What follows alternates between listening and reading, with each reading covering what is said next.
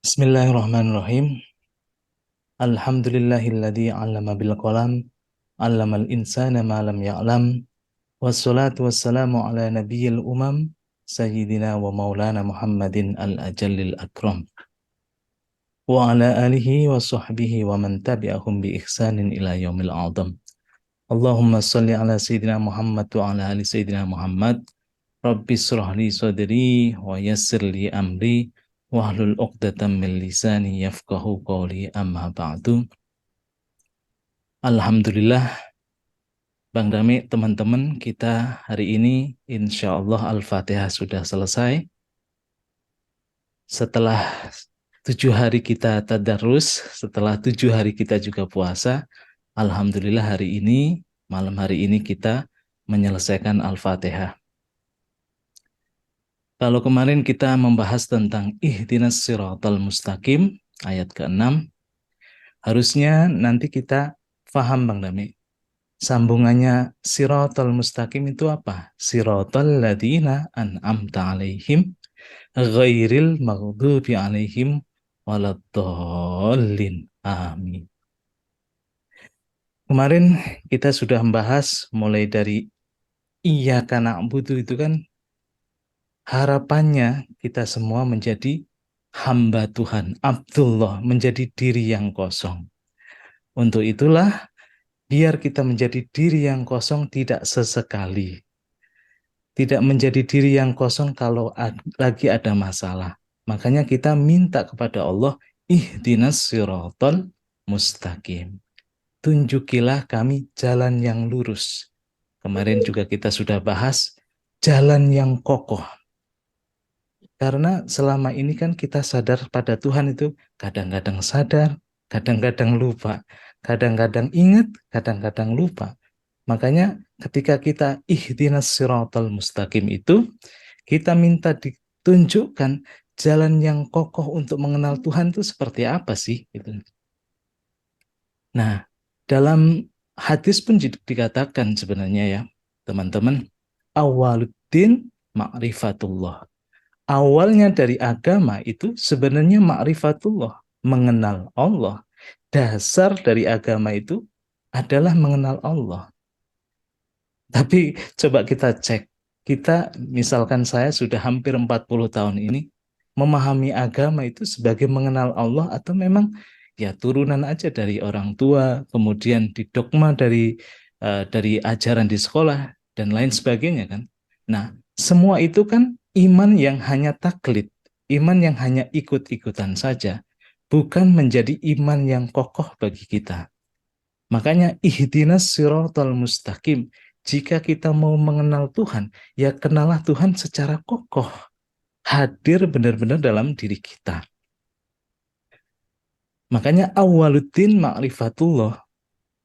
Awal dari atau fondasi dari agama itu yang mengenal Tuhan.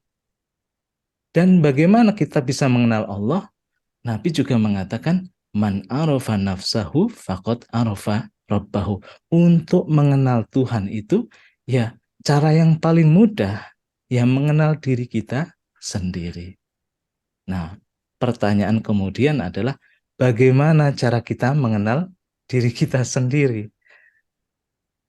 Selama ini berarti kita tidak kenal diri kita sendiri. Karena ada konsekuensi ketika kita mengenal diri kita sendiri, ya kita mengenal Tuhan. Makanya banyak sekali ajaran-ajaran agama itu ujungnya adalah mengenal diri dan mengenal Tuhan.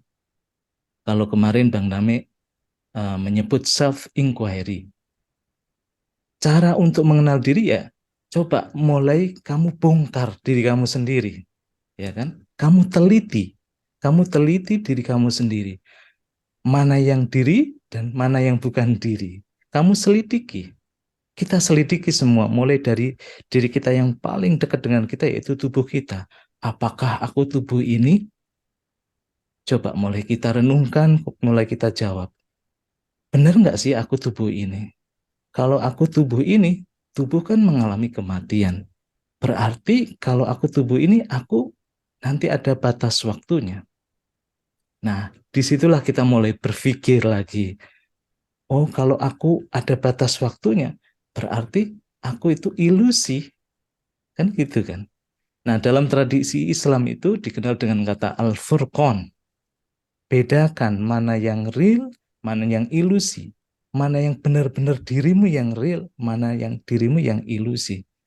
Nah, setelah kita sudah membongkar nih, apakah aku tubuh ini, bedakan lagi, mulai dalam lagi, apakah aku yang marah ini, apakah aku yang pendendam, apakah aku yang pencemburu, apakah aku kalau disinggung sedikit itu yang marah-marah. Nah, ini sudah mulai kita bongkar.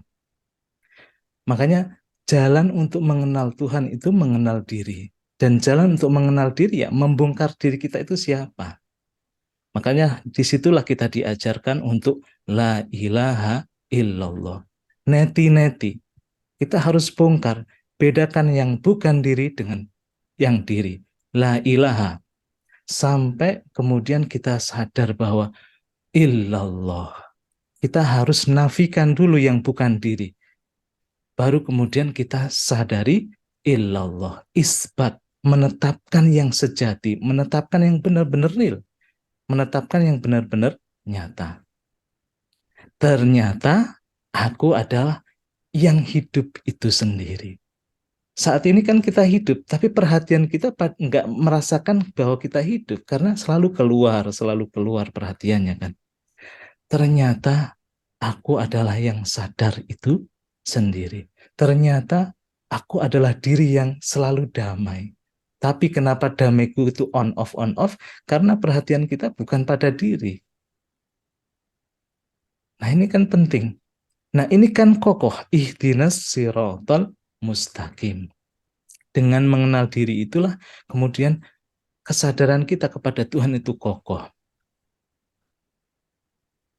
Nah, tapi self-inquiry atau furqan ini, al-furqan ini itu memang jangan sekedar konsep. Kalau kita hanya sekedar tahu, oh maksudnya untuk mengenal diri itu untuk membedakan ini. Tapi kalau hanya sekedar konsep itu tidak bekerja juga. Self-inquiry atau al-furqan itu harus menjadi lagu hidup kita. Menjadi diri kita. Menjadi praktek kita hidup sehari-hari. Untuk itulah, makanya ihdinas siratal mustaqim, mengenal diri itu harus diistiqomahkan dalam praktek hidup sadar sehari-hari. Bagaimana caranya? Ya berlatih dengan spiritual practice, atau kita kenal sebagai sadhana, atau kita kenal sebagai syariah. Sholat mulai dihayati.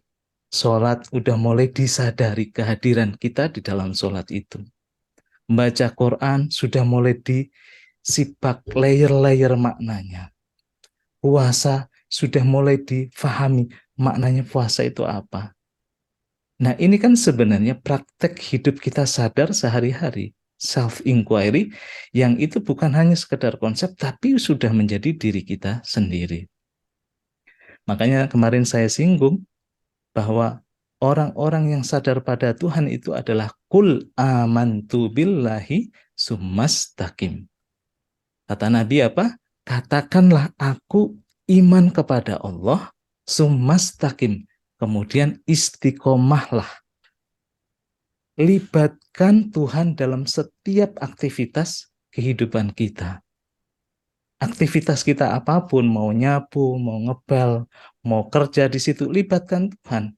Karena dengan melibatkan kesadaran diri yang murni tadi, Tuhan itu, kita itu menjalani hidup itu dengan kesadarannya. Sehingga ilmu itu menjadi amal, dan amal itu sebagai buah dari kesadaran kita. Jadi tauhid nyatu gitu, nggak ada yang terpisah-pisah dari diri kita.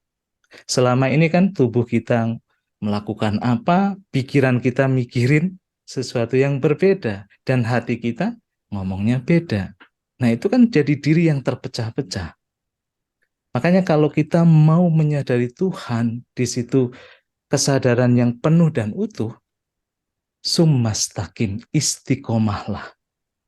Ihdinas siratal mustaqim. Karena jika kita istiqomah, maka buah dari istiqomah itu, apa sih buahnya? Kita akan mengalami yang namanya keterbukaan. terbukanya hijab. Jadi kalau kita itu istiqomah menjalankan spiritual practice, buahnya itu adalah self-realization. Ya terbukanya hijab yang selama ini menutupi kita. Ego itu kan selama ini melapisi diri sejati kita. Nah, saat kita istiqomah di situ, terbukalah hijab itu, layer demi layer itu, kayak bawang dikupas sampai kemudian, oh intinya ini. Dalam surat Qaf ayat 22 itu dikatakan, laqad kunta fi ghaflatin min hadza. Selama ini kamu itu lupa dengan kesadaran yang ini loh, kesadaran yang murni ini. Fakashafna angka ghita'aka. Maka kemudian kami angkat, kami singkapkan darimu itu penutup itu. Fabasarukal yauma hadid.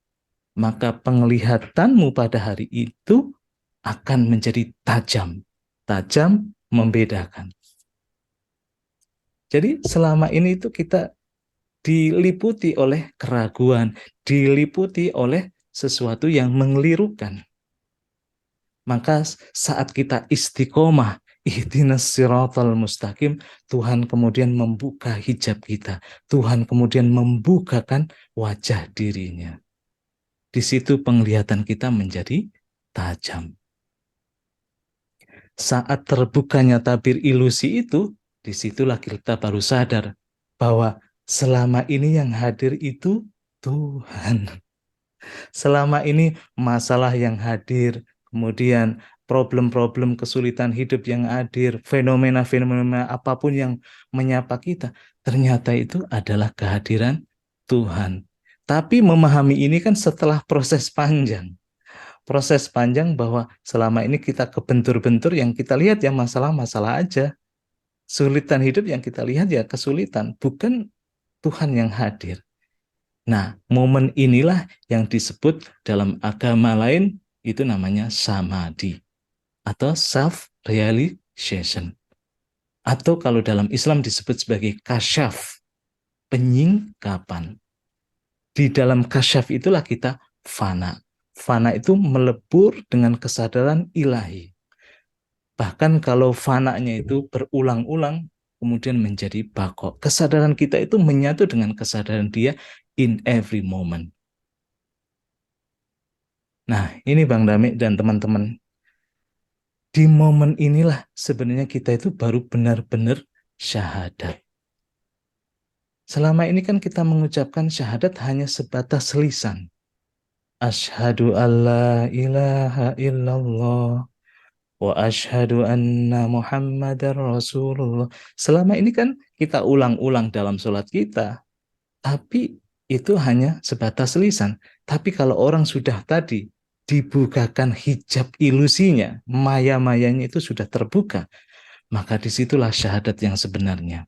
Penyaksian yang sebenarnya. Bahwa yang selama ini hadir itu adalah Tuhan melalui Rasul-Rasulnya. Wa asyhadu anna Muhammadar Rasulullah. Rasulnya berupa nabi-nabi, rasulnya berupa fenomena, rasulnya berupa sakit, rasulnya itu kan tujuannya dikirim Tuhan untuk mengingatkan kita kembali untuk sadar pada Allah. Dan ketika kita sudah sampai pada terbukanya tabir itu adalah momen ternikmat sepanjang hidup kita, momen terindah sepanjang hidup kita. Makanya lanjutan ayatnya kan siratal ladzina an'amta.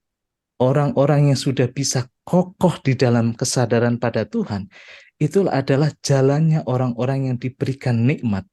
Nikmat apa? Nikmat keterbukaan. Nikmat bisa memandang wajah Tuhan.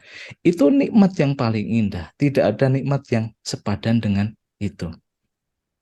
Yaitu jalan orang-orang yang diberikan nikmat atas mereka, yaitu nikmat penyaksian. Nikmat bisa menyaksikan wajah Tuhan. Karena nikmat bisa menatap wajah Tuhan itu nikmat yang paling agung. Oh, selama ini. Oh, akhirnya kan momen aha momen itu datang. Wow, Tuhan itu maha indah ya.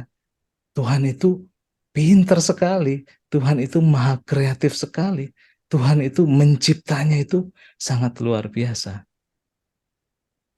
Itu kan momen terindah. Makanya walaupun rumah kita indah, walaupun kita punya mobil mewah, dan itu nikmat yang paling kalau sudah punya juga paling 3 hari juga hilang nikmat itu. Tapi kalau kita bisa melihat wajah Tuhan, itu nikmat yang paling indah, nikmat yang paling agung. Sebenarnya sama dengan puasa yang kita lakukan, Bang Dame, teman-teman. Jadi kalau puasa itu kan sebenarnya membakar diri yang ilusif tadi, ya kan? Dalam post juga saya sudah bilang bahwa salah satu nama Tuhan itu Syahrul Ramadan. Tuhan yang hadir sebagai zat yang membakar ilusi-ilusi kepalsuan di dalam diri kita. Itu kan Ramadan kan artinya itu, membakar artinya gitu. Nah, kalau kita sudah dari awal Ramadan sudah menyadari itu dan kerasa bahwa ego kita itu dibenturkan oleh Tuhan, harapannya sampai akhir Ramadan itu kita menjadi diri yang murni kembali. Makanya dalam ayat itu kan setelah Tuhan membicarakan tentang Syahrul Ramadan, kemudian di ayat ke 186 itu dikatakan wa idza sa'alaka ibadi anni fa inni qarib ujibu da'watat da'i idza da'ani falyastajibu li wal yu'minu bi la'allahum yarsyudun. Aku itu sangat dekat, kata Tuhan. Tapi kenapa kita tidak bisa menyaksikan? Ya karena tadi ilusi kita yang menutupi wajah-wajah asli kita, wajah ilahi kita itu akhirnya kita tidak bisa menyaksikan. Nah, sekarang bagaimana kondisi orang yang sudah bisa an'amta alaihim? Dalam surat Al-Qiyamah ayat 22 sampai 23 itu dikatakan wujuhu yauma idzin nadhirah ila rabbiha nadhirah. Wajah-wajah orang yang bisa melihat wajah Tuhan itu berseri-seri, dia itu cemerlang. Ya kalau wajahnya kusut karena ada masalah, jelas itu tidak bisa melihat wajah Tuhan. Nah, orang-orang yang sudah mendapatkan nikmat an'amta alaihim itu wajahnya pun terlihat berseri-seri, wajahnya itu menampilkan wajah Tuhan, cemerlang. Ila rabbiha nadhirah. Kenapa wajahnya berseri-seri? Karena pandangan dia hanya tertuju pada Allah. Ila rabbiha nadhirah. Nah, itu kan beda sekali dengan orang-orang yang belum sadar pada Tuhan. Karena dia menyaksikan Tuhan itu sebagai keindahan. Dia menyaksikan Tuhan sebagai ketenangan. Dia menyaksikan Tuhan sebagai pengetahuan. Dia menyaksikan Tuhan sebagai yang damai itu sendiri. Itu semua tercermin dalam wajahnya. Dalam ayat lain juga dikatakan la yamassuhum fiha nasabu walahum wa ma hum minha bimukhrajin. Orang-orang yang sudah fokus pandangannya pada Tuhan itu mereka itu tidak lelah. Kenapa tidak lelah? Karena sumber energi itu mengalir melalui dirinya. Dia tidak merasa juga kesulitan karena Tuhan itu yang Maha Kuasa itu hadir. Wa ma hum minha bimukhrajun, dan mereka tidak sekali-kali dikeluarkan dari kondisi ini. Itu kan luar biasa. Siratal ladzina an'amta alaihim. Nah, makanya orang-orang yang sudah mendapatkan nikmatnya bisa memandang wajah Tuhan ini pasti fokusnya berbeda. Kacamatanya itu pasti berbeda. Fokus mereka itu tidak lagi melihat fenomena sebagai fenomena, tapi sudah bisa melihat fenomena sebagai kehadirannya. Kehadiran Tuhan sudah tidak terhijab lagi. Itu kan seperti yang diungkapkan oleh Imam Ali, ma ra'aitu syai'an illa wa ra'aitullaha qablahu wa ba'dahu wa ma'ahu wa fihi. Aku tidak melihat sesuatu illa wa ra'aitullah, kecuali yang saya saksikan itu Allah. Qablahu, sebelum aku menyaksikan sesuatu itu, yang aku saksikan Allah. Setelah menyaksikan sesuatu itu, aku saksikan Allah. Wa ma'ahu, dan bersama sesuatu itu aku saksikan Allah. Wa fihi, dan di dalam sesuatu itu aku saksikan Allah. Coba bagaimana itu? Berarti tidak ada momen sedikit pun yang tidak menyaksikan Allah. Itu kan ungkapan orang-orang yang sudah sadar pada Tuhan. Karena orang-orang yang sudah sadar pada Tuhan itu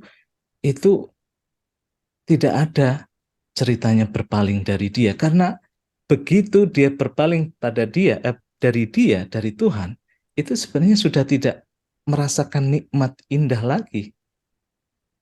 Karena dia sudah melihat keindahan yang sejati itu di dalam, bukan di luar. Nah, inilah yang disebut sebagai aulia Allah, orang-orang yang menjadi kekasih Allah. Dalam surat Yunus itu dikatakan, ala inna aulia Allahi la khaufun alaihim walahum yahzanun. Cirinya orang-orang yang sudah menjadi kekasih Allah itu tidak ada sedikit pun rasa khauf, takut. Kalau kita masih ada takut, itu pasti bukan kekasih Allah. Walahum yahzanun. Dan juga tidak ada yang namanya sedih hati.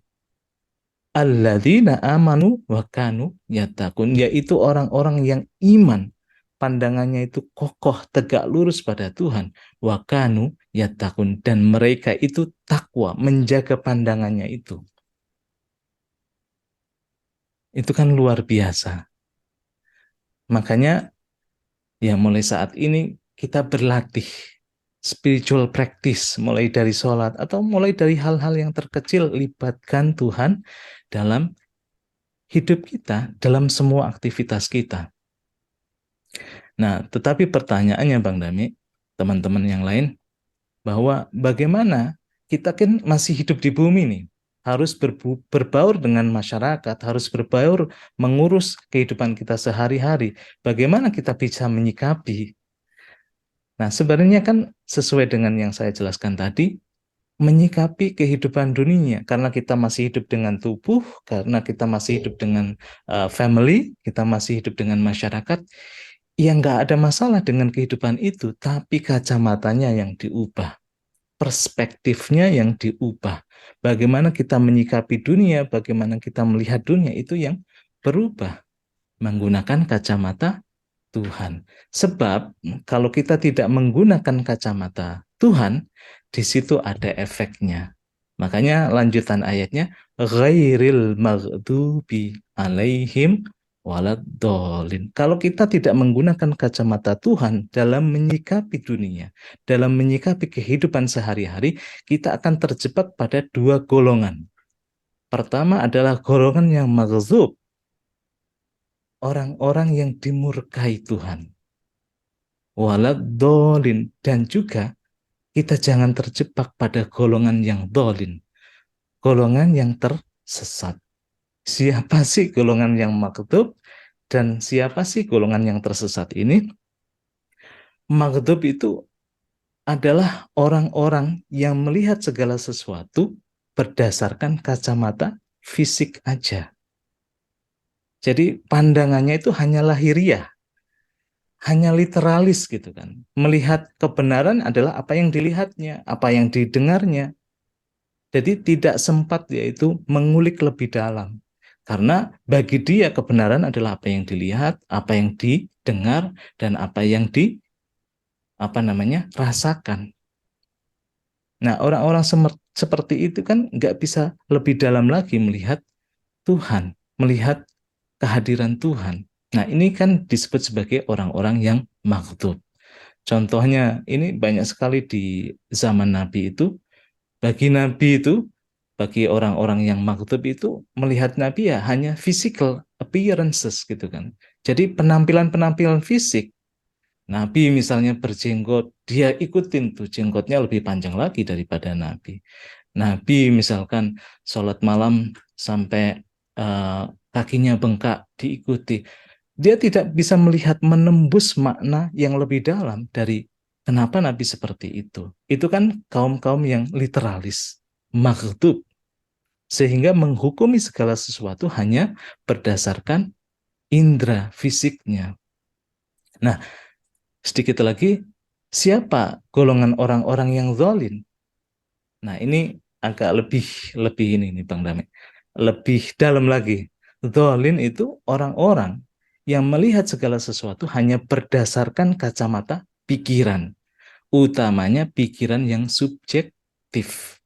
Segala sesuatu diukur dengan kepentingan dia. Ini ada untungnya bagi aku apa enggak nih? Nah, secara pikiran gitu. Nah, maghdub itu cirinya adalah orang-orang yang kafir. Kalau zalim itu cirinya adalah orang-orang yang munafik. Dalam Al-Baqarah yang awal-awal juga sebenarnya sudah disinggung. Innalladzina kafaru sawa'un 'alaihim a'adzartahum am lam tunzirhum la yu'minun. Orang-orang yang penglihatannya hanya lahiriah atau orang kafir, mau dikasih nasihat ataupun tidak, sama aja dia tidak akan mau menerimanya. Karena bagi dia adalah apa yang dilihatlah itu ya, yang jadi ukuran. Tapi orang yang dolin itu orang yang munafik. Wa minan nasi may yaqulu amanna billahi wa bil yaumil akhir wa ma hum bimu'minin. Apa yang dikatakan itu tidak sesuai dengan apa yang dilakukannya. Jadi dia ketika masuk ke dalam golongan kaum mukmin dia mengatakan aku beriman, tapi begitu dia itu pulang, aku tadi cuma basa-basi ngomong seperti itu kan. Nah, mereka itu kan sebenarnya yukhadi'unallaha walladzina amanu. Mereka mau menipu Allah dan orang-orang yang beriman. Tapi sebenarnya mereka menipu dirinya sendiri. Nah, jangan sampai nih saya maupun teman-teman yang hadir di sini kita termasuk golongan yang maghdubi alaihim waladhdallin. Karena begitu kita termasuk dalam dua golongan ini, cahaya ilahi hati ini itu pasti akan tambah tertutup karena apa? Fi qulubihim maradun. Hati bagi orang yang kafir maupun orang-orang yang munafik itu sebenarnya itu penyakit. Fazadahumullahu marado, kemudian Allah akan menambahkan penyakit itu walahum adabun alim. Dan disitulah kita hidup dengan penuh penderitaan. Itu aja Bang Dame. Nanti monggo silakan ditambahin Bang Dame. Diperluas cakrawalanya teman-teman ini agar Al-Fatihah yang kita sudah rampungkan hari ini itu bisa menjadi modal hidup kita menjalani kehidupan sehari-hari. Terima kasih. Saya lanjutkan ke Bang Dami. Terima kasih Mas Hasan atas paparannya, membantu kita untuk melihat sisi-sisi detail dari ayat terakhir dari surat Al-Fatihah. Bismillahirrahmanirrahim. Dengan nama Allah yang Maha Pengasih dan Maha Penyayang. Assalamualaikum warahmatullahi wabarakatuh. Alhamdulillah, puji syukur kita haturkan kehadirat Allah yang mengizinkan kita malam ini bersama-sama sampai mulai udah mau jam 11 masih betah teman-teman. Alhamdulillah. Atas izinnya kita tadarus dan kontemplasi. Hormat kita pada guru-guru khususnya Nabi Muhammad SAW. Melanjutkan dari paparan Mas Hasan dan juga ayat sebelumnya, di sini kita mulai melihat satu rangkaian utuh gitu ya. Jadi satu kesatuan. Jadi pantas kalau 7 ayat ini disebut sebagai zip atau summary dari kitab Al-Quran yang ribuan, 6.600 sekian ayat. Jadi kalau kita bisa retelling ya, mengulik dengan apa, berkontemplasi, kita akan menyaksikan bahwa ayat ini sangat relevan dalam hidup kita. membacanya saja, mengulang-ulang saja sudah ada berkahnya. Apalagi tersingkap pada kita. Nah, tadi diantarkan juga dengan sirotol, ihdinas sirotol. Tunjuki kami jalan yang lurus. Di pertemuan lalu saya menekankan jalan yang lurus itu adalah jalan yang langsung kita kembali kepada sang real. Kita langsung kepada kebenaran. Nah, kebenaran yang paling langsung kita alami adalah I am. I is the door. Gitu. Ada satu buku itu baru saya baca. Itu mengulas tentang tiga manusia atau tiga guru yang sudah tercerahkan. Ada Ramana Maharishi, di situ ada Nisargadatta, ada juga uh, Atmananda Krishna Menon gitu. Di Sufi juga begitu. Siapa yang mengenal dirinya, dia mengenal Tuhan. Gitu. Aku yang menyadari itu tidak pernah berubah. Saat tidur pun kita kita sadar sebetulnya. Cuma kita terbiasa bahwa tidur pulas itu tidak sadar. Padahal tidur pulas itu sadar ada yang hadir di situ. Makanya kalau ditanya, tadi malam gimana tidurnya? Wah, pulas.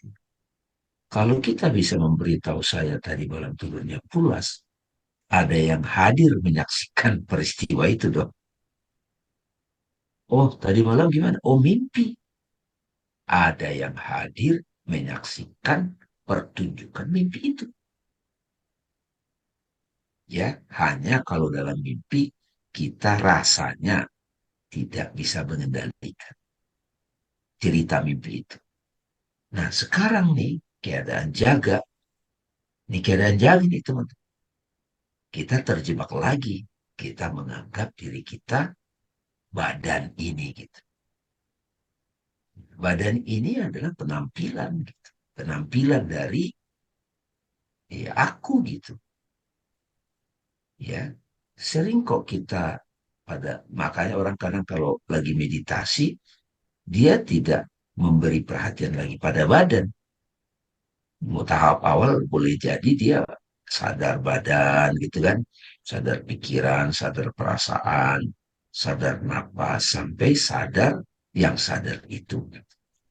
Nah, teman-teman, keunikan dari mengetahui atau ilmu tentang kesadaran sang aku itu nggak pakai objek, teman-teman. Nggak ada objeknya.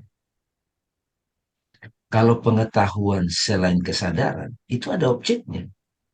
Saya tahu kopi, ada objeknya, ada objek yang dia mati. Teh, gelas, perasaan pun ada objek. Jadi mulai terbiasa nih teman-teman. Perasaan itu ada objek. Objeknya tidak fisik. Nggak dilihat tapi bisa diketahui gitu. Pemikiran hantu. Hantu itu ada objek. Penampakan kan hantu itu. Setan ada objeknya, ada. Makanya ada ciri-cirinya. Mengelirukan, udah kita bahas, kita aus. Nah, Tuhan ada objeknya enggak?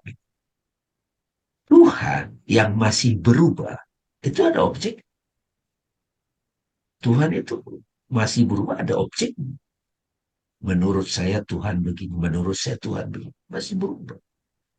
Jadi sirotol mustaqim itu adalah permohonan kita untuk sampai pada pengetahuan yang datang dari pengalaman, ketersingkapan, mengetahui yang tidak berubah, yang tetap.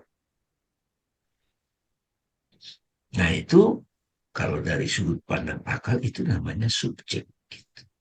I am. Gitu. Nah terus mereka yang sudah sadar pada subjek, aku, I am. Aku ini Allah gitu. Aku itu ngomong begitu. Makanya kan pertanyaan, ketika aku sebut aku, kita menyebut aku, maksudnya apa? Begitu kita gambarkan, itu jadi objek. Saat kita tidak bisa lagi menggambarkan aku itu apa, hanya sadar sebagai kesadaran, nah itu dia. Nah itu seperti rambut di belah tujuh. Gitu. Gampang banget kita tidak merhatiin itu. Makanya perlu istiqomah, perlu sirotul mustaqim, kokoh teguh. Nah, kemudian ditegaskan lagi, mereka yang sudah sadar pada aku itu cirinya jelas. Mereka menikmati kehidupan. Sirotol lajina anak. Mereka yang telah itu berarti pilih madi ya. Udah paten gitu loh. Bukan kadang-kadang lagi. Mereka yang sudah menikmati kehidupan ini, menikmati pertunjukan ini dengan segala perubahan-perubahan, menikmati perubahan, menikmati penampilan sedih, penampilan senang, penampilan indah, dinikmatin. Dia sudah bisa menikmati itu. Seperti anak main game, seru-serunya itu. Menikmati permainan, apalagi. Cuman kan ini gamenya, permainannya itu ya semesta ini kosmos. Kalau Carl Sagan Hmm. itu ahli kosmologi itu bermiliar-miliar galaksi, itu semua objek teman-teman. Mas Hasan, saya kalau ngikutin sains mengetahui semesta ini, rahasia semesta, itu mumet gitu. Betul, Bang. Mumet banget. Karena meskipun secanggih apapun mereka mengurai teori Big Bang asal muasal, itu tetap objek. Fisik, Siapa sih Bang. yang meneliti fisik? Siapa yang meneliti, yang mengamati objek itu? Siapa itu? Nah, saya suka kutip Turbet Spira itu. Ya, apa itu? Apa itu aku? Aku adalah yang menyadari pengalaman. Pengalamanku itu apa? Berupa dunia, badan, pikiran. World, body, and mind. World itu apa? Kita buka mata ini. Melalui apa kita pengalaman dunia itu sebetulnya melihat, mendengar, mencium, ya, merasa, tekstur itu pengalaman dunia. Kalau pengalaman badan apa? Segala jenis sensasi. Ya, kuping saya dengung gitu. Mata saya kelilipan gitu. Leher saya kaku gitu. Badan saya pegal-pegal.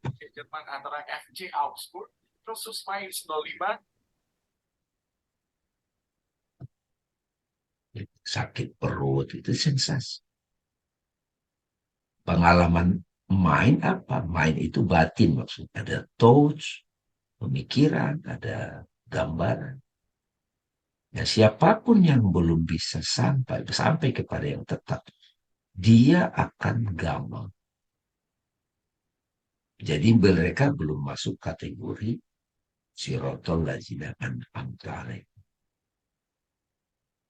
Sekarang saya kalau diuraikan, Mas Hasan, saya suka nyebut orang yang sudah ya apalagi yang sudah self-realization, samadhi, dia sudah tersingkap, dia juga paham secara intelektual, dia bisa bermain di alam pikiran, di alam imajinasi, dia juga ada ketundukan, dia bisa paham bermain di kehidupan dunia ini.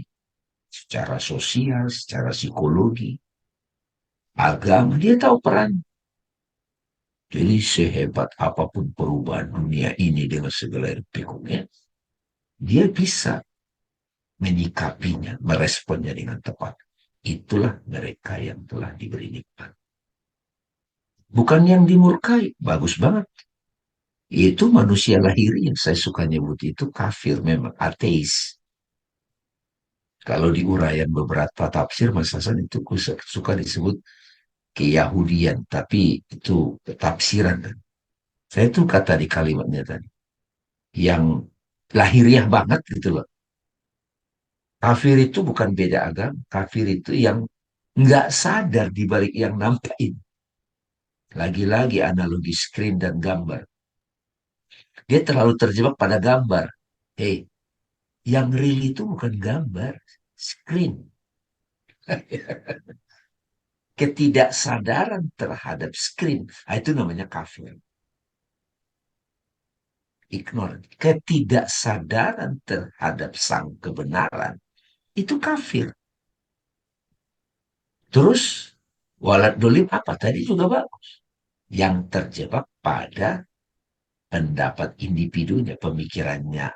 Individu, saya suka nyebut individu. Permainan Karena pikiran, Bang. saya, iya, permainan pikirannya. Pikiran individunya atau kolektif atau apa. Terjebak di situ. Nah, itu bisa berjubah agama. Kelompok saya yang paling benar gitu. Ini pendapat aku nih. Dan di sisi lain dia kayak sosok tahu gitu. Gitu. Kalau orang yang sudah mereka yang telah diberi nikmat itu senyum aja ngelihat. Ya,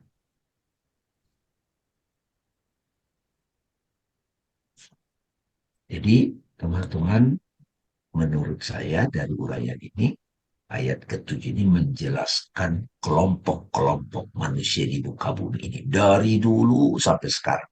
Tiga kategori ini aja. Tapi biasanya saya detailkan ada tujuh tambah. Jadi tujuh. Jadi yang ekstrim kafir, itu duniawi banget, materialistik banget, manusia indrawi gitu ya. Ada yang ekstrim munafik gitu. Nah itu ada abu-abunya tuh. Ada abu-abu. Tapi kan ini uraian-uraian. Karena akal kita memahaminya harus pakai kategori. Kategori gitu. Jadi balik kepada kontemplasi Al-Fatihah ini, jadi mudah kita jadinya sekarang. Kalau kan suka bertanya tuh Mas, saya harus belajar sama ustadz mana ya, kiai mana ya, pesantren mana ya, saya sekolahnya kalau anak saya di mana ya. Itu memang mau nggak mau jadi konsep dulu, kita harus ada figur dulu kan. Ya, Nah, betul. figurnya yang mana gitu. Jadi kadang-kadang saya menjelaskan petunjuk itu pakai akal dulu, pakai akal rasional. Nah, ketika akal sudah tidak mampu, ihdinas siratal mustaqim kita ucapkan, maka terbukalah kepada atas akal, kolbu. Di situ dari kolbu itu ada roh. Jadi perlu diurai nih lebih banyak dan bisa dari berbagai sudut pandang, tapi masih konsep ya, masih uraian intelektual. Nah, sekarang bagaimana caranya supaya saya termasuk golongan mereka yang telah diberi nikmat itu?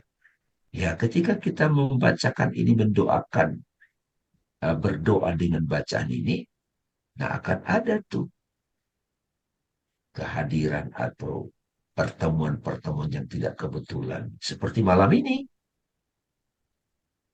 Ya apa yang membuat teman-teman bisa hadir malam ini kalau bukan karena ingin tahu, ingin mengalami. Nah, di sini saya sama Hasan jadi teman ngobrol. Ayo bersama-sama. Apakah saya sama Hasan sudah pasti begitu? Ya kita tidak bisa mengklaim begitu. Ya tidak bisa mengklaim begitu. Tapi yang namanya cahaya tidak bisa menutupi dirinya, benar tak? Betul. Cahaya secara fisik aja nggak bisa menutupi dirinya. Dia membuat yang lain terlihat karena ada cahaya. Ya, salah satu nama Tuhan itu Nur. Orang beriman itu Nur. Tadi ada kalimat itu berseri-seri ya. Iya. Bersinar. Bersinar, Bang, emang. Bersinar ya. Jadi sinar. Jadi kalau di antara teman-teman bisa bertemu dengan sosok itu, manusia cahaya, aku baru beli buku juga tadi. Judulnya bagus. Living in the Light. Hidup dalam cahaya. Hmm. Jadi hidup dalam cahaya dari kehidupan sehari-hari. Pembahasannya tauhid juga. Gitu Mas Hasan, teman-teman ya. Jadi Satu lagi ini terakhir yang saya coba komentarin, berpendapat ya. Ini memang perjalanan individu sih. Jadi kita memang diskusi di sini, dialog sesama sahabat, tapi nggak bisa dijokiin. Ya. Roh kita itu akan memberi ukuran takaran. Kapan saya tahu pengetahuan saya sudah benar? Ya roh itu yang ngasih tahu gitu. Iya. Kalau dari sisi akal ya logika gitu. Hukum sebab akibat. Selama kita belum memastikan dirinya sampai ke kesadaran roh, ya pakai logika. Ya kan, hukum itu yang disepakati. Yang apa ya, yang sudah inherent. Terima kasih Mas Hasan. Alhamdulillah. Sama-sama Bang Dame. Udah sampai ya hari ketujuh ya. Iya, Doakan nih teman-teman mudah-mudahan kita bisa betul jadi kita YouTube hatam lagi. Al-Fatihah Bang. Hatam Al-Fatihah sementara ini ya rampung dulu. Sebenarnya hatam Al-Fatihah itu sudah mewakili hatam satu Quran sebenarnya Bang. Iya betul. Ini tumpengan nih kita nih ya, I- tumpengan i- nih kita. iya betul. Karena memang saya rasakan sih Bang, bahwa Al-Fatihah itu kayak merangkum seluruh isi Al-Quran. Yang Dahsyat, dahsyat. dibicarakan dalam Al-Quran ya tiga golongan itu kalau kita ngomongnya yang terakhir itu kan siratal ladzina an'amta yaitu orang-orang yang bertakwa yang di situ dijanjikan surga, orang-orang yang dimurkai Tuhan yaitu orang-orang kafir yang memang itu tempatnya di neraka dan orang-orang yang abu-abu nih, orang-orang yang Ya, munafik. munafik, ya abu-abu ya. Munafik. Ya betul. Makanya Al-Fatihah ini luar biasa. Jadi Al-Fatihah ini bisa keutamaannya kemarin yang saya bahas itu memang memang nyata Bang Dami. Jadi alhamdulillah kita sudah menghantamkan Al-Qur'an, bukan hanya Al-Fatihah ya Bang Dami. Silakan teman-teman kalau mau ada yang bertanya ataupun mau sharing silakan.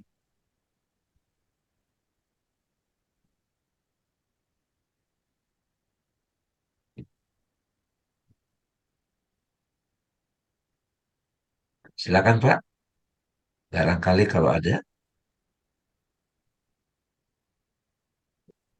Pak Adri nih biasanya sharing.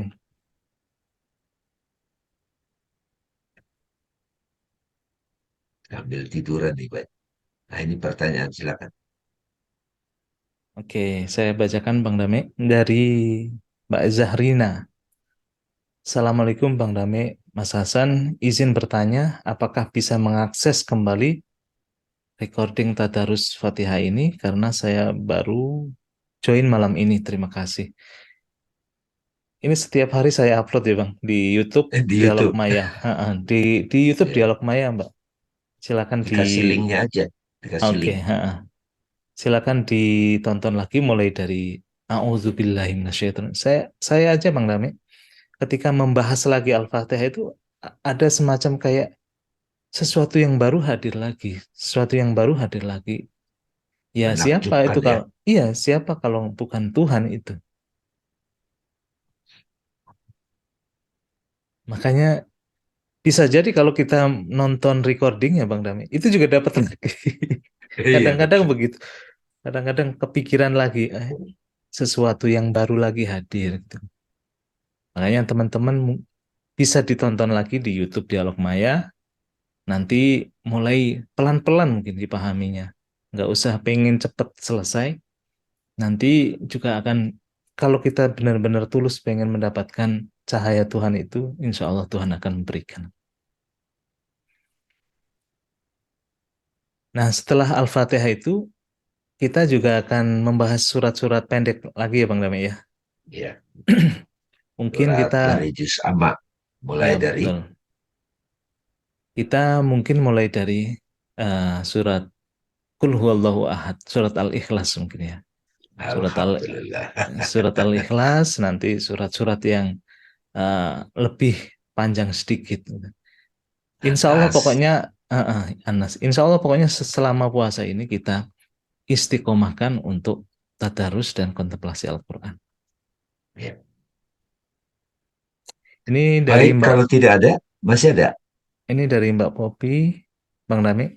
Hikmah yang Hmm. saya rasakan dalam sholat kita semakin mengerti maknanya sehingga meningkatkan kekhusyukan dalam beribadah. Jadi begitu kita faham maknanya Al-Fatihah itu ternyata ada efek bagi kita juga Bang Dami. Dalam sholat itu jadi khusyuk, khusyuk dalam beribadah. Kadang saya suka membedakan ini, teman-teman. Terjemahan, misalnya Bismillahirrahmanirrahim, terjemahannya dengan nama Allah yang Maha Pengasih dan Maha Penyayang. Kalau ke bahasa Inggris, in the name of God, the most merciful and compassion. Ya, ada juga makna gitu. Makna itu berlapis-lapis tersebut sampai makna hakiki itu udah pengalamannya gitu. Ya. Jadi sudah dapat rasanya gitu, dapat state of soul-nya gitu, udah tersingkap. Nah itu yang pembahasan sebelumnya itu, Budi ini cerita pengalamannya, na'budu gitu. Iya kan na'budu itu udah teralami gitu. Dan ibarat dia gelombang, kita bisa putar lagi. Nah itu gunanya ritual sholat itu. Oh, nah malam ini diskusi-diskusi ini membantu kita untuk masuk-masuk sampai pada satu ketika, satu momen terbuka ke kita. Nah itu setiap kita membaca ayat itu, ya kayak nyanyi, ada soulnya, ada rocknya gitu, hadir gitu, Mm. powerful. Dia jadi kalimat suci, jadi mantra, jadi wirid, jadi jikir. Harapannya begitu. Bang Iwan, silakan Bang Udin. Nah, Bang Udin, alhamdulillah nih. Aduh, makasih Halo nih Bang Pak, Udin. Silakan Bang Iwan. Assalamualaikum. Salam kenal Pak Hasan. Kalau Bang Iya, Dami ya ini, iya. Sudah ah, kenal. kalau saya bilang guru dia nggak terima ya, temen apa berdiskusi Seperjalanan. ya, perjalanan. Saya terima kasih atas pencerahan Al-Fatihah. Walaupun saya udah pernah dengar mengenai apa maknanya itu, tapi tiap kali mungkin harus disampaikan lagi. Tapi lama saya itu kalau sholat dulu lama sekali baca itu saya nggak tahu maknanya apa. Karena orang tua bilang ya percaya aja sama Allah, baca Al-Fatihah, baca surat ini. Tapi saya nggak tahu apakah waktu itu saya kafir ya jadinya. Ya, karena saya nggak tahu maknanya. Apalagi di banyak Quran juga yang kalau apa baca Yasin ya saya mesti baca dulu bawahnya apa. Kalau baca gitu aja kan nggak ngerti mak. Dan tafsir kan tuh macam-macam juga tafsirnya. Jadi apa jadi apa tingkatan kafir ada.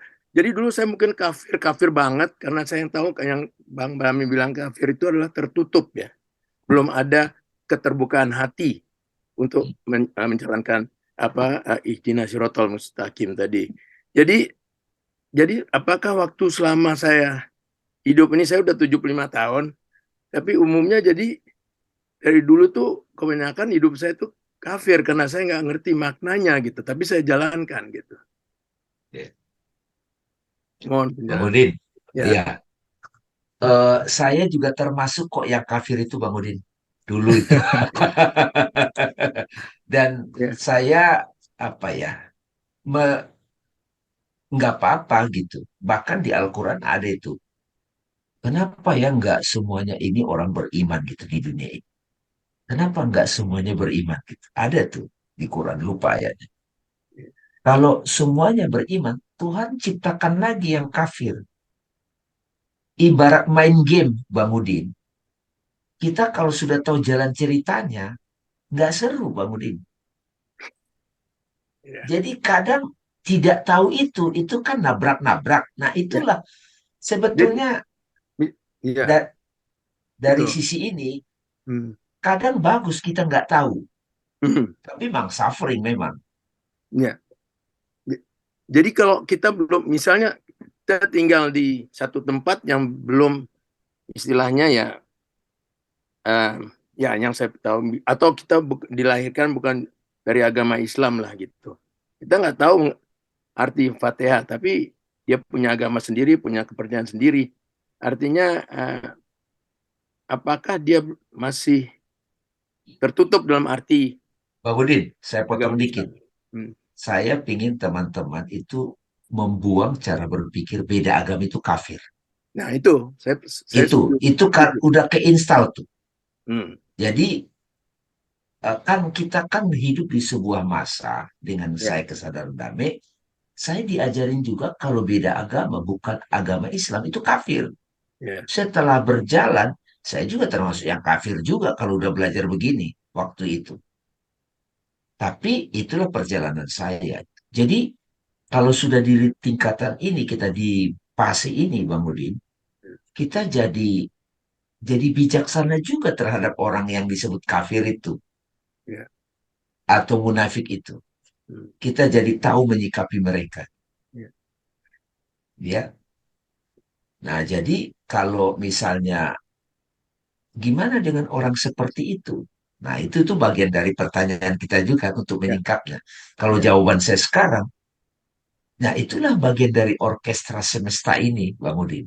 Hmm. Ya, Ya, jadi salah satu ciri bagi saya orang yang sudah sirotol ladzina an'amta alaihim, ada orang kafir, ya memang dia lagi berperannya di situ perjalanan. Kalau dia datang ke saya minta tolong, saya bantu. Kalau saya ada getaran hati untuk menyampaikan, saya sampaikan. Apalagi sejak ada digital ini, Bang Udin. ya. Apa yang kita sampaikan di YouTube ini, itu banyak sekali yang terang benderang, Bang Udin. Hmm. Tapi tetap aja orang itu yang memang tidak sadar itu, ya tetap aja dia nggak tertarik. Ya Ya, itu fase dia gitu. ya, ya. Jadi ya kesadaran. Ya, betul ya. Maksudnya ya ini apa Fatihah ini benar-benar tadi Pak Hasan katakan itu Pak merupakan satu pencerahan yang apa istilahnya udah lengkap lah kalau menurut saya. Ada apa approach apa namanya eh, yang Bang Rami sampaikan, ada love-nya Rahman Rahim ya, ada knowledge-nya makrifatnya ya, Marifat, betul, ya, betul. dan Ada Malik, ada fear-nya juga. Fear-nya itu Malik, ya Malik. kalau kita dibilang kafir kita jadi fear gitu. Ya, kita jadi fear jadi, tapi karena itu jadi ada semua di situ.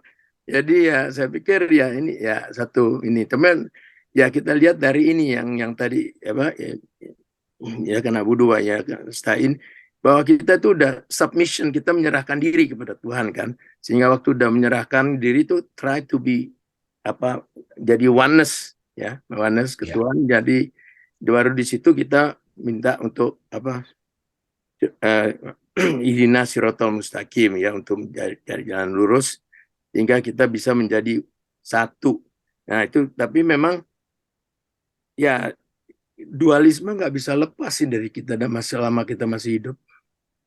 Selalu apa ya pada saat-saat tertentu kalau kontemplasi self inquiry kita bisa.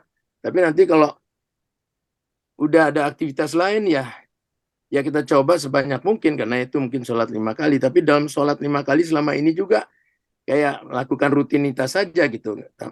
Kontemplasinya bukan nggak begitu. Oh, misalnya di sholat 5 kali, kalau baca Fatihah kita udah cerah, mencerah, udah tahu gitu. Tapi apa mungkin surat-surat yang lain tuh perlu dikupas juga gitu untuk ya, mendapatkan betul. maknanya sehingga Saya bisa. ingin berpendapat begini sebelum ke Mas Hasan. Jadi pada waktu misalnya katakanlah orang Hindu, orang Kristen, dia berada dalam situasi sulit, Bang Udin. Situasi sulit. Dewe of fear lah, dewe sulit.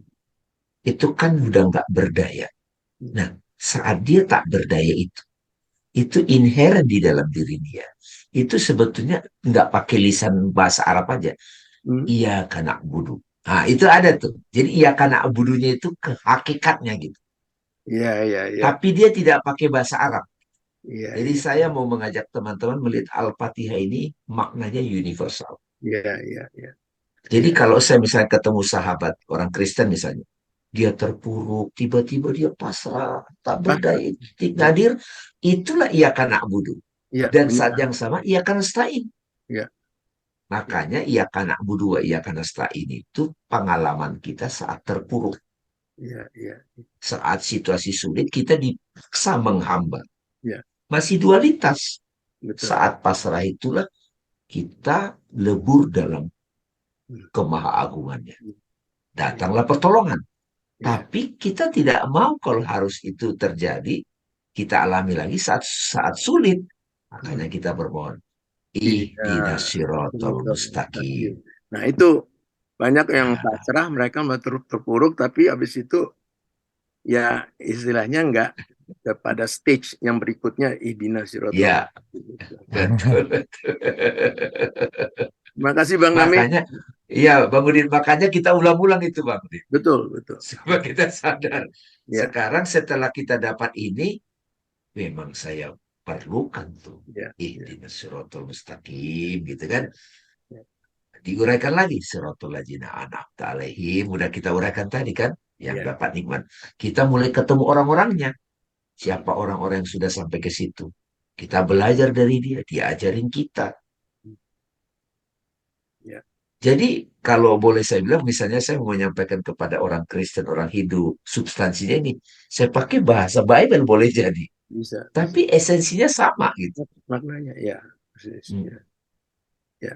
Silakan Mas Hasan kalau mau ditambahin. Ya. Terima kasih Bang Nami. Yuk. Sama-sama Ya. Bang Udin. Makasih Bang Udin. Terima kasih pertanyaannya Bang Udin. Ya. Tapi memang Bang Udin, ya bukan hanya Bang Udin, saya Ya. sendiri juga dulu kena dogma semacam itu ya, bahwa selain agama Islam itu ya kafir. Ya. Itu kan dogma. Tapi sebenarnya kalau kita mengupas Al-Quran, itu sebenarnya tidak benar pemahamannya seperti itu. Al-Quran sendiri tadi mengatakan kok, innalladzina kafaru. Sesungguhnya orang-orang yang kafir, ya dari golongan manapun. Kafir itu maknanya adalah orang yang sikap batinnya itu melihat kebenaran itu hanya pada kulit-kulitnya saja. Ya. Ya. Itu kan dia nggak dalam. Makanya sebenarnya kafir ini kan ada di semua agama. Ya. Jadi pertanyaan siapa yang hakiki? Who am I? Ini kan sebenarnya lintas agama, Bang Ya. Udin ya. Ya. Jadi kalau kita memahami Tuhan itu hanyalah Tuhannya orang Islam, terus kemudian Tuhan enggak. Jadi di setiap agama pun menanyakan tentang siapa yang sejati. Who am I itu di semua agama ditanyakan kok. Dan ketika kita sudah mendapatkan jawabannya, kadang-kadang Bang Udin, kita itu sudah mendapatkan jawabannya dalam kehidupan, tapi karena kita nggak pandai membaca teks-teks, utamanya teks Arab, kemudian tahu maknanya seperti apa, kita anggap bahwa itu bukan penyingkapan. Padahal ya, ada orang-orang yang sudah merasakan itu, yang tadi Bang Rame katakan, sudah iya karena betul sudah sufferingnya mentok, kemudian aku pasrah padamu Tuhan. Itu kan pengalaman iya karena butuh, walaupun secara teks kita kan baru sadar, oh ada ternyata dalam Al-Fatihah ini. Jadi Bang Udin, sebenarnya ya kalau saya juga merasakan, aku dari kecil dididik untuk bisa bahasa Arab, untuk kemudian pesantren Bang Udin. Tapi pengalamannya datang justru belakangan Bang Udin. Ya. Nah ini Nah, kan pendekatan, karena ada pendekatan spiritual ini, pendekatan way of love, way of knowledge, marifat khususnya ya. Dan fear itu karena selama ini kalau kita lihat di TV atau di sosial media itu kan apa istilahnya, jadi saya kalau ada ustadz-ustadz begitu ya saya ya, lewatin aja gitu karena berlawanan dengan apa yang Pak Mas Hasan katakan tuh, Bang Dami katakan gitu, artinya apa istilahnya banyak mengkafirkan orang atau ada istilahnya apa pokoknya pahala gitu ya, jadi pahala bisa dihitung pakai sampai berapa, 1.000 berapa begitu. Nah itu kan artinya yang tadi itu yang munafik itu istilahnya sesat, jadi menurut saya ya. Iya. Jadinya padahal yang ini yang sebenarnya yang menurut saya juga atau ya, memaknai itu semua itu ada maknanya, ada yang kalam Allah itu yang benar-benar itu maksudnya, tapi yang diajarkan ke kita itu yang istilahnya mainstream Islam yang sehari-hari kita ketahui ini, akhirnya kita menganggap mereka itu sesat. Tapi mereka menganggap kita yang sesat. Nggak tahu deh. Iya. Terima kasih Mas Hasan. Terima kasih Terima Bang. kasih Bang Udin. Satu lagi Bang, ada pertanyaan dari Mbak Yeta Kebiar. Bang Dame, Mas Hasan, untuk mendapatkan nur diri, seberapa jauh peran logika? Nah, Bang Dame, gimana nih Bang Dame? Peran logika pentingkah untuk menyingkap layer-layer diri itu? Ya itu Mas Hasan kayak itu yang menulis buku logika tuh. Oh Itu gitu. Mas Hasan yang nulis buku logika, silakan. Nah, betul. Jadi memang benar Bang, bahwa akal kita itu memang Tuhan itu menciptakan spesial. Karena bedanya kita manusia dengan makhluk yang lain itu spesialnya karena hayawanun natik. Manusia dikasih bekal akal. Tapi akal yang memang bisa menjadi cermin dari hati. Pertanyaannya kan gitu kan. Nah, untuk akal itu bisa menjadi cermin dari hati, makanya akal itu seperti cermin itu kalau nggak dibersihkan itu nggak bisa merefleksikan hati. Justru cermin kalau tidak direfleksikan itu akan menghalang hati itu untuk tampil. Kesadaran hati itu tampil keluar. Makanya belajar logika untuk membereskan akal-akal yang tadi, akal-akalan, akal-akal yang subjektif itu sangat penting. Karena kadang-kadang Bang Dami, kita membaca Quran yang sama karena pikiran ini tidak terlatih. Iya. Iya betul, Pikiran betul. ini akhirnya apa? Subjektif pemahamannya. Apalagi Ya zaman kafir tadi itu. Kata betul, kafir itu dimaknai ya, beda agama, itulah balik betul, lagi itu. Baca teks betul. yang sama gitu. Teks yang sama tapi pikirannya ini hanya sebatas tekstual atau literal gitu kan. Itu juga akhirnya kita jadi kafir juga. Apalagi zaman-zaman politik itu kan, gampang orang ngambil satu dua ayat tapi untuk kepentingan dia, untuk kampanye atau untuk apapun. Nah, itu kan lazim. Makanya akal itu harus memang dibekali dengan kecerdasan logika yang bagaimana kita itu berpikir secara logis, secara terstruktur, secara ada premis mayor, minor, dan kemudian menghasilkan sebuah kesimpulan natijah. Itu penting sekali. Nah, makanya kalau saya pribadi Bang Lame, alhamdulillah ketika belajar logika itu semakin terbuka. Oh, iya ya. Kemudian dilanjutkan dengan membahas Al-Quran. Ternyata selama ini yang kita pahami secara dogmatis itu sebenarnya salah. Melihat orang lain orang di luar Islam itu sebagai kafir. Nyatanya Quran ngomongnya nggak seperti itu. Tapi itu kan dogma yang sudah kadung nempel Bang Udin ya. Udah sulit untuk apa ya? Untuk diruntuhkan dogma itu sudah sulit. Udah kadung nempel kayak salon pas gitu kan. Makanya belajar logika penting karena dengan logika yang benar, cara berpikir yang benar justru akan membuka gerbang baru yang namanya kesadaran yang lebih tinggi yaitu kesadaran spiritual. Itu aja Bang Dami. Monggo ditambahin Ya, Bang Dami. ya kalau dari saya ini, Mas, pada waktu kita menggunakan akal itu niatnya tulus, itu penting. Niat tulus sama ada kerendahan hati. Karena logika itu kalau ada sifat arogan, itu yang disebut akal-akalan. Lawyer ada lawyer tertentu, jago banget itu. Jadi manipulatif. Kalau zaman Socrates disebut apa ya? Bahasa sana itu apa namanya istilahnya? Sophistry ya. Mm-mm. Sophistry. Jadi jago debat Bang Udin. Mereka itu jago debat. Pakai logika gitu. Nah, makanya kalau misalnya saya belakangan ini, udah lama ya, udah nggak tertarik lagi debat gitu. Karena saat bertemu pertama itu kebaca itikadnya Bang Udin. Nah, kalau Mm. sesama filosof ketemu, itu mereka fair gitu. Jadi ada kerendahan hati di situ, ada sikap rendah hati, ada ketulusan. Makanya saya selalu bilang, kalau orang mau ke jalan spiritual, kamu jujur, tulus, rendah hati, baru logika gitu. Karena sejauh mana peranan logika untuk nur ilahi? Perlu. Karena orang lompat nanti ke nur ilahi, ke spiritual, logikanya belum matang, itu ada beda tipis sama halu gitu loh. Iya, Saya betul, Bang baru Damai. ketemu Syekh Abdul Qadir Jelani gitu misalnya kan gitu. Jadi halu Bang Udin gitu. Jadi halu, makanya perlu. Nah, kolbu spiritual sebetulnya nggak tabrakan sama akal sebenarnya. Iya, Makanya dalam tasawuf ada istilah akal al-munawar, akal yang bercahaya. Ya kalau para filosof suka nyebut juga itu Jibril sebetulnya. Istilah dogmanya Jibril. Kalau ditarik ke tradisi Jawa, Bang Udin, saya katakan meskipun ini pendapat pribadi, akal budi, akal yang berbudi. Budi itu kan budi, awake. Kadang saya suka nyebut akal kontemplatif. Akalnya udah jernih, kadang saya sebut clear seeing gitu. Nah, gitu. Jadi sejauh mana logika berperan untuk itu? Ya berperan banget untuk kalau misalnya nanti ada pancaran kebenaran itu nggak ngawur gitu loh ketika menguraikannya gitu, iya betul. nggak ngawur gitu. Ya jadi, nah untuk bisa dapat nur itu kalau mau bersama logika ada itikat baik, tulus, kerendahan hati, udah itu kombinasi yang bagus. Tapi kalau dia tidak tulus, nggak rendah hati pakai logika toh, wah logika itu ngawur jadi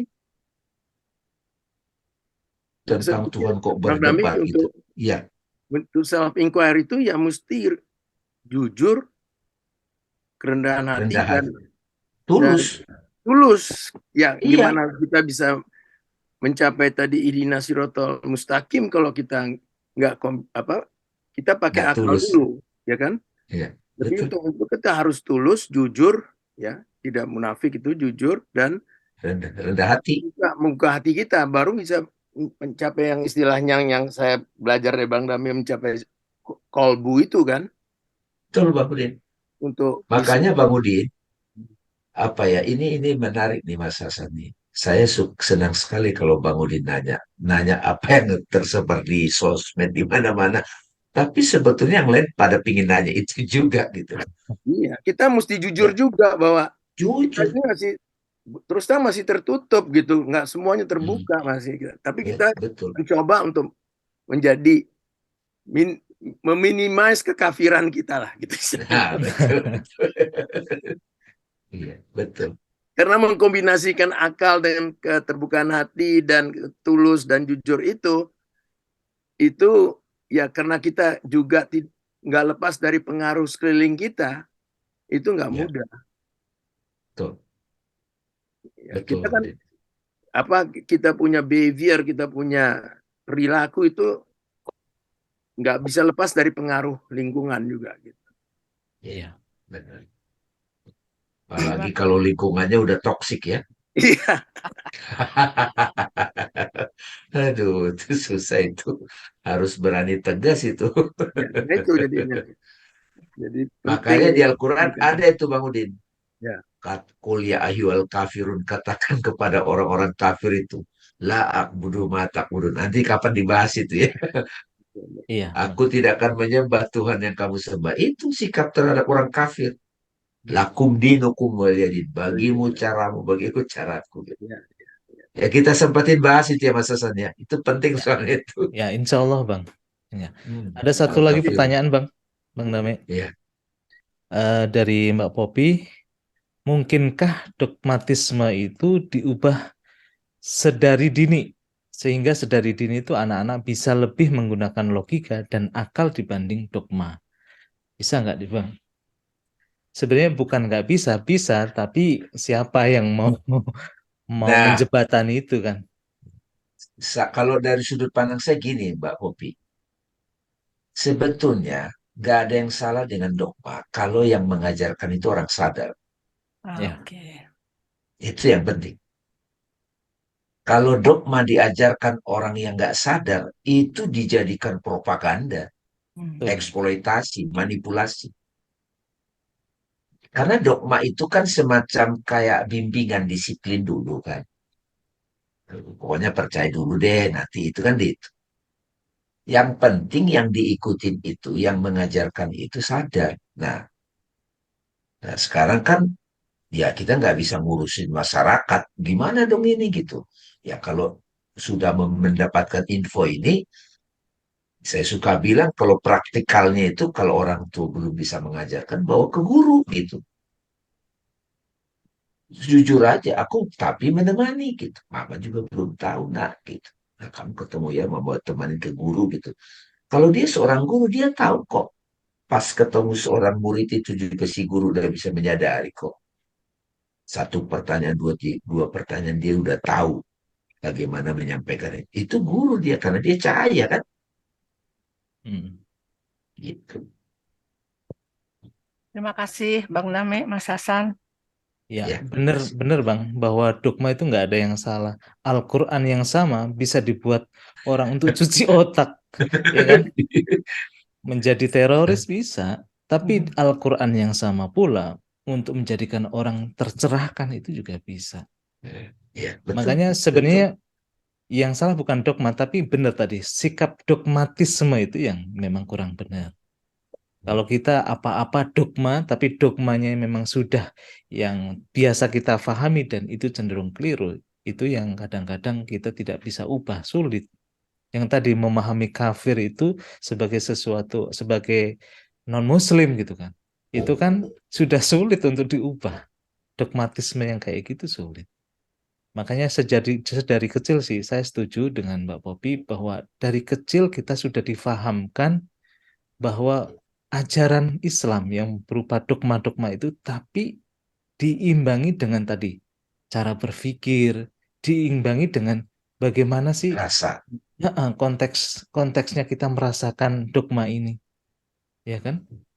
Sehingga ajaran ini hidup dalam kehidupan kita, bukan hanya menjadi dogma, bukan menjadi kayak pegangan yang seolah-olah itu orang itu harus ngikut seperti cara berpikirnya si A atau si B, enggak. Tapi ini tuh ajaran kehidupan. Al-Fatihah tadi yang kita bahas dari a'udzubillah sampai kemudian waladhdallin, itu sebenarnya kehidupan, bukan sekedar dogma.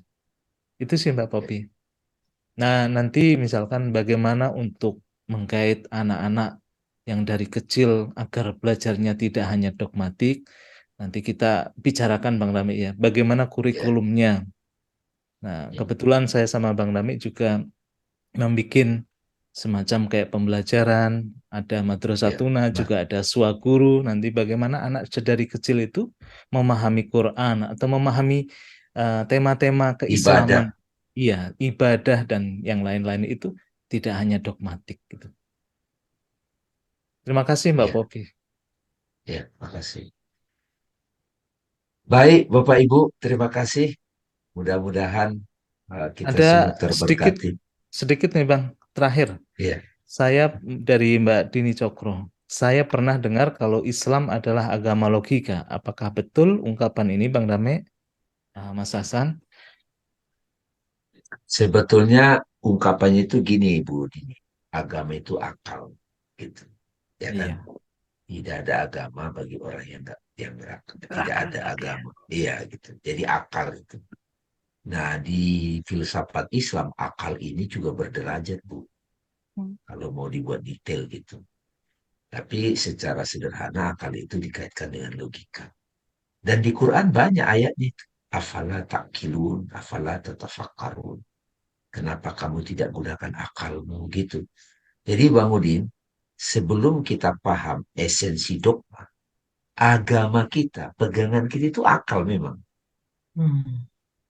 Ya makanya saya suka bilang, kadang-kadang saya lebih lebih tertarik ngobrol sama orang ateis yang pakai logika daripada orang yang udah kadang dogma fanatik. Oh itu susah udah. sulit, Bang. Sulit. Soalnya dia nyesatin kita Bang Udin. Ya kalian liberal gitu. Ya kagak nyambung sudah ini kalau udah begitu. Kalau udah begitu jurusnya ini Bang Udin. Lakum dinukum waliyadin deh gitu. Bagimu Iya, Bang caramu, Dam. bagiku caraku. Iya. Ini saya juga jadi mikir nih, Bang. Hmm. Eh, kan di apa sebagian orang yang mengajarkan kalau yang non Muslim itu kafir. Jadi yang Hmm. masuk surga hanya yang Muslim. Saya ngebayangin ya, di dunia ini kan Tuhan menciptakan manusia itu kayaknya mungkin jumlahnya lebih banyak yang non-Muslim daripada yang Muslim. Jadi apakah memang secara logika apakah Tuhan itu menciptakan manusia semua dikafirin dan dimasukin neraka gitu kan? Jadi kan Iya. itu pasti nggak mungkin dengan sifat-sifat Allah yang maha pengasih penyayang, maha rahman, maha rahim. Jadi itu kan, jadi kita lihat sebetulnya kalau kita juga menggunakan logika kita juga bisa ini kali ya memberikan semacam jawaban terhadap mereka-mereka yang mengkafir-kafirkan orang lain dengan definition yang mereka buat sendiri ya. Iya, iya. Saya memahami itu Iya. situasi itu, Bu Dini. Karena habis kita diskusi ini nih, udah mulai paham nih Bang Udin. Begitu kita ke keluarga dekat, masih banyak yang begitu. Dan kita Bener, Bang. ngomong sedikit aja, dari Hindu kita dapat hikmah, dari Buddha. Wah, udah liberal lu. Nah, udah deh repot kita kalau udah begitu. Jadi betul Bu Dini, itu banyak orang-orang pintar juga. Udah Iya. kena. Mhm. Yang disebut Jadi, hijrah kadang-kadang ya. ya, iya. Makanya Bu Dini, yang tadi Mas Hasan bilang, ya ini upaya semampu kita lah dengan keterbatasan. Kita buat madrasah tuna untuk membantu orang tua sama anak itu dari awal usia dini sudah dikenalkan dogma, disiplin, tapi juga ada logika sama ada rasa gitu spiritualnya supaya hidup. Nah untuk anak-anak muda yang berpikir liar itu, yaitu Bu Dini tahu kita sih ada Suaguru, setidaknya ngumpulin komunitas begitu. Karena kalau kita cek di sekolah Islam nih, nggak ada begini. Iya Ya betul. nggak Bang Udin? Nggak ada. Di kampus nggak ada. Akhirnya nyari-nyari sendiri di YouTube gitu. Makanya kita bikin juga di YouTube ini. Dan ya sudah semampunya aja. Nanti kan kecantol. Saya kemarin baru diundang di Pondok Indah. Ada sekolah sekolah bakti mulia juga. Itu banyak tuh ibu-ibu yang muda-muda punya anaknya 5 tahun, 8 tahun. Udah gamang, Bu. Kemana nih anak saya mau sekolahkan? Saya ngeri juga ke sekolah Islam katanya. Itu banyak itu. Belum lagi gencarnya sosmed. Ya jawaban saya sederhana. Sebagai orang tua masih belajar juga supaya bisa menemani anak. Iya, Kalau betul, tidak Bang. bisa jawab, ya saya kasih tahu ini ada nih. Gitu. Jadi Udin sebagai ah, kakek juga ya, sama nenek ya. Harus jadi. iya. Soalnya yang dengerin kakek neneknya nih kebanyakan nih. Iya Bang Udin ya. Betul, kita kakek nenek nih, Mbak Dini. Tapi kembali lagi ya kembali lagi yang benar. Jadi akal itu, jadi kalau ya dengan pendekatan akal ini, biasanya orang tua tuh mau gampang aja gitu, dikasih aja dogma gitu, asal turut gitu kan. Hmm. Jadi tapi kenapa ya di sekolah, bukan sekolah Muslim ya, sekolah biasa, apa namanya, eh, Umum.